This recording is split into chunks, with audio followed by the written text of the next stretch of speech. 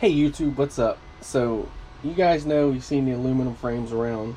I've had this one for a little bit, had one built, beat the crap out of it. So then I got this one. This is the next variant of this one. But now I got something a little bit different.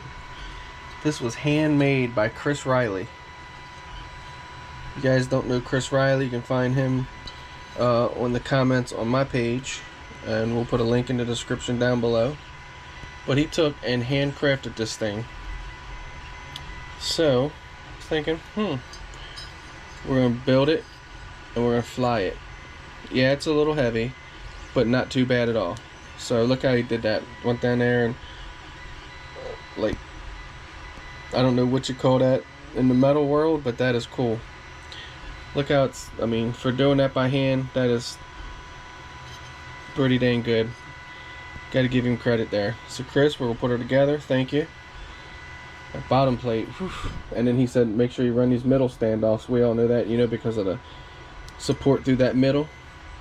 He said take a train to probably run it over to break it.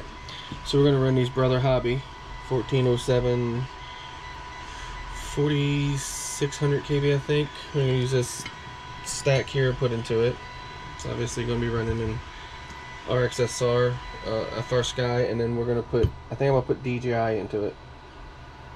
Plenty of mounting options there, as you can see up and down through there. And we're going to go ahead and build it and see what it flies like. So thank you, Chris, I appreciate you. And we got most parts, so we'll go ahead and get it figured out, and meaning longer screws for here. And that's it, and we'll get her built and we'll see what's up. So that's something, huh? Looks like these two had a baby. Better watch leaving your frames lay around, you never know what could happen. Thank you guys for watching, and stay tuned to see this thing fly. Chris, again, thank you, brother, appreciate you guys. Check out Chris's channel, so much talent he's got. Yep. Catch you on the next one.